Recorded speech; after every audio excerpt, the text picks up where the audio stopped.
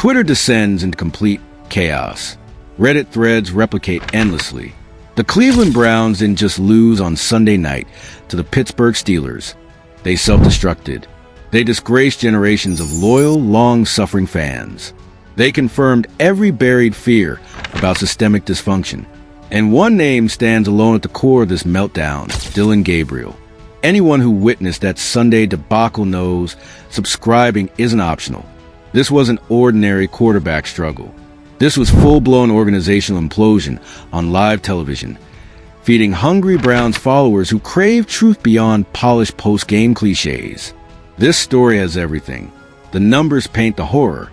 Gabriel attempted over 50 passes. 50 attempts. Read that twice. 50 panicked throws trying to revive what could never be saved. The outcome? Barely 220 yards, 0 touchdowns, 0 highlight plays, 0 leadership, 0 anything resembling an NFL quarterback. His completion percentage looked fine on paper, but anyone actually watching saw reality instantly. Checkdowns, dump-offs, 3-yard passes on 3rd and 8. This wasn't quarterbacking. This was offensive sabotage. Pittsburgh's defense didn't even bother hiding coverages. They lined up simple too-high looks, daring Gabriel to go deep. He couldn't. He wouldn't. Intermediate routes were open all night. Still, Gabriel went short, safe, surrendering plays before they began. By the 4th quarter, Steelers defenders were literally laughing between snaps. That's not hyperbole. The cameras caught defensive backs grinning, pointing, mocking Cleveland's offense in real time. Professional athletes clowning their opponents mid-game. When does that happen? Only when quarterback play collapses completely. Browns fans watched disbelief turn into fury. Fury erupted into digital war. Twitter turned ground zero for criticism. Memes flooded timelines instantly. One viral post showed Gabriel photoshopped on the practice squad roster with the caption, "Finally found his level." Another compared his stats to retired Brandon Whedon, proving even Whedon's Cleveland days look better. Thousands of likes. Retweets skyrocketing. The tone? Vicious. One savage tweet hit 47,000 likes overnight. "We traded Joe Flacco for this? Start Sanders now before the season's unsalvageable." Another fan wrote bluntly, "Dillon Gabriel isn't the answer. He's the anchor drowning this team." Replies exploded with agreement. GIFs roasting his checkdowns. Clips replaying wide-open receivers he ignored. This wasn't normal frustration. This was community-wide rejection. Then national media piled on. Colin Cowherd opened Monday's show saying the Browns had a real franchise quarterback rotting on the bench, while Kevin Stefanski wrecked their season protecting a clearly overmatched starter. Stephen A. Smith went nuclear. "This is coaching malpractice," he thundered. "Everybody can see SHEDEUR Sanders gives Cleveland the better shot at winning. Everyone except Stefanski. So what's stopping him? Pride? Stubbornness. Organizational politics." Meanwhile, the season's momentum drains rapidly. Skip Bayless, rarely aligning with Stephen A. Smith, nodded emphatically, "I've watched SHEDEUR Sanders since Colorado.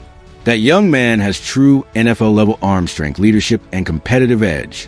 Meanwhile, Dillon Gabriel looks completely lost against real professional defenses. This isn't complex. Start your best quarterback. Cleveland refuses to do that. Even former players joined the pylon against Gabriel. Robert Griffin III tweeted, "When a quarterback throws 50-plus passes, barely hits 220 yards, and scores 0 touchdowns versus a division rival, something's fundamentally broken." Cleveland's offense looked JV level tonight. Unacceptable. Another ex-Browns quarterback, whose name remains withheld diplomatically, texted a local reporter, "Everyone inside that building knows SHEDEUR should be starting. The coach is too afraid to admit his mistake." Meanwhile, the season keeps slipping away. Don't underestimate how dire this is. This goes far beyond one bad game. Gabriel has been struggling all season long. Opposing defenses figured him out weeks ago. His weaknesses scream from the tape. Slow processor, weak arm, no pocket command, questionable reads. Yet the coaching staff keeps marching him out there weekly, praying for different results. That's literally the definition of insanity, isn't it? And here's where it all turns uglier. The locker room. Multiple insiders describe rising frustration among players. Defensive linemen reportedly fed up protecting a quarterback who refuses to use their protection. They create time. Gabriel immediately dumps the ball off. Receivers running sharp routes, getting separation. Gabriel keeps ignoring them, settling for short gains. One veteran receiver supposedly told his position coach after the game, "Why am I running deep routes if the quarterback won't throw past 15 yards? Then there's a defense, absolutely livid. Cleveland's defense played championship-level football against Pittsburgh. They held the Steelers under 20 points, forced multiple turnovers, and gave the offense repeated short fields. Gabriel wasted every opportunity. The defense watched their elite effort vanish because the offense couldn't capitalize. One defensive captain allegedly confronted Gabriel post-game. Words were exchanged. Teammates stepped in. Kevin Stefanski brushed it off publicly, but sources confirmed tension reached a boiling point. The most revealing part? SHEDEUR Sanders sitting on the sideline, watching disaster unfold, knowing he could fix it. Teammates see him every day in practice. His arm, his swagger, his command.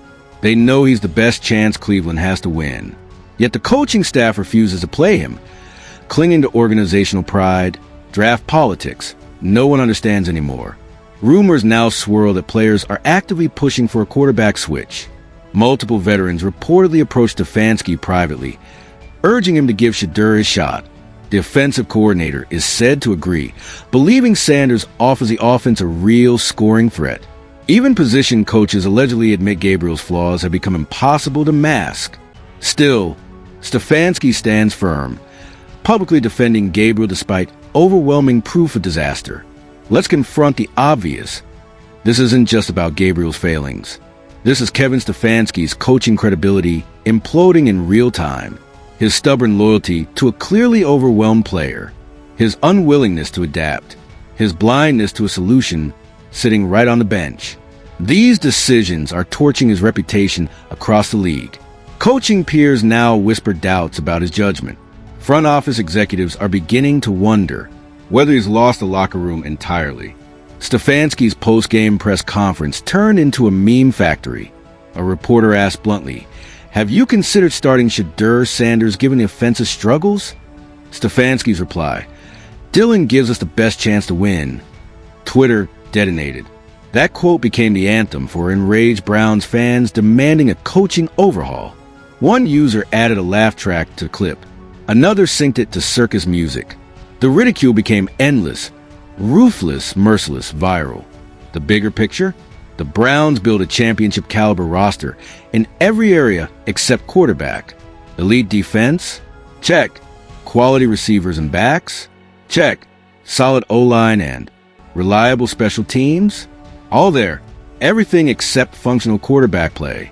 Gabriel's limitations are choking the entire machine. And the maddening part? The solution is literally sitting idle while the season collapses in slow motion. Pittsburgh fans reveled in it. Their social media pages flooded Cleveland's mentions with taunts. Thanks for the easy win.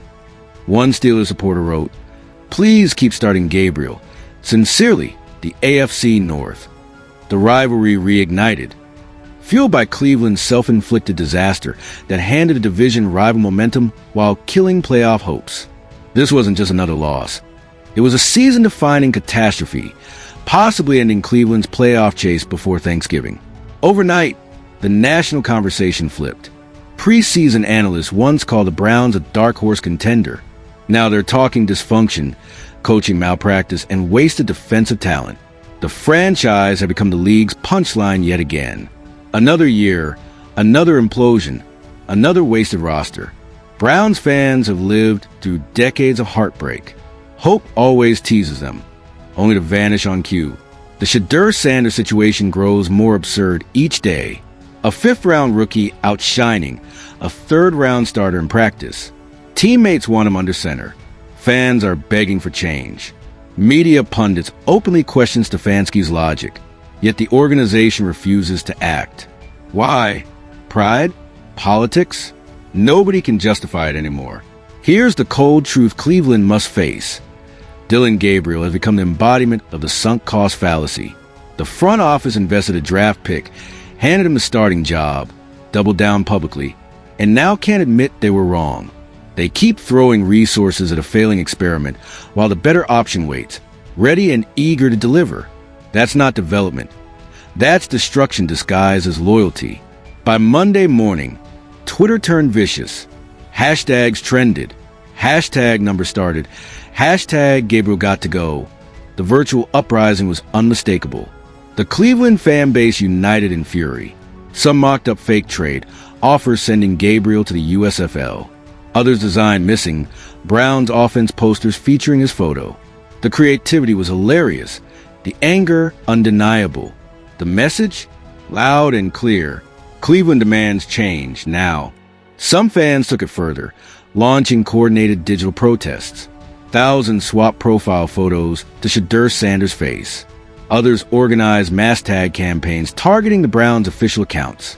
Fan podcasts scrambled to drop emergency episodes breaking down Gabriel's implosion and pushing for SHEDEUR's immediate promotion. This wasn't a minority rebellion. This was a majority of the fan base united under one chant. Play SHEDEUR Sanders now. Now the Browns organization stands at a breaking point. Either continue backing a sinking quarterback, risk losing the locker room completely and watch the season dissolve, or finally own the mistake. Hand the reins to SHEDEUR Sanders. Give the fans hope. Maybe, just maybe, salvage what's left. Competitive season slipping away. The clock's ticking. Division rivals closing in. The playoff window shrinking fast. Reality check. The Cleveland Browns have become the very definition of organizational dysfunction. An elite roster wasted. A championship defense squandered. A potential franchise quarterback benched, while an obviously inferior one wrecks the offense week after week. This isn't just bad luck. It's coaching malpractice. Pure organizational collapse. A total disconnect between leadership and reality. The Pittsburgh loss exposed everything Browns fans have feared for years. Their team doesn't have a quarterback who can win meaningful games. Their coaching staff refuses to make the adjustments everyone else sees as necessary. The season spirals further each week, while the solution literally stands on the sideline waiting. The frustration erupted online, a social media inferno of mockery, memes, and national humiliation. Now, only one question matters. How long before Cleveland makes the inevitable quarterback change?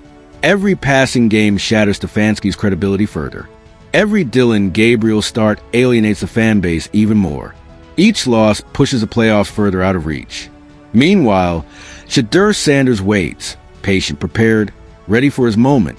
Browns fans made their stance crystal clear Sunday night across every platform. Memes, tweets, comments, posts. The message was unified, deafening. Dillon Gabriel isn't the answer. He's the barrier blocking Cleveland's success. Start SHEDEUR Sanders now, before the season becomes completely unsalvageable. The city knows it. The players know it. The NFL knows it. The only ones pretending not to see are the ones in charge. What's left to prove? This season was supposed to mark the Browns' resurgence. Instead, it's turning into yet another quarterback fiasco, another wasted campaign, another embarrassment. All because the coaching staff refuses to make the most obvious decision in football.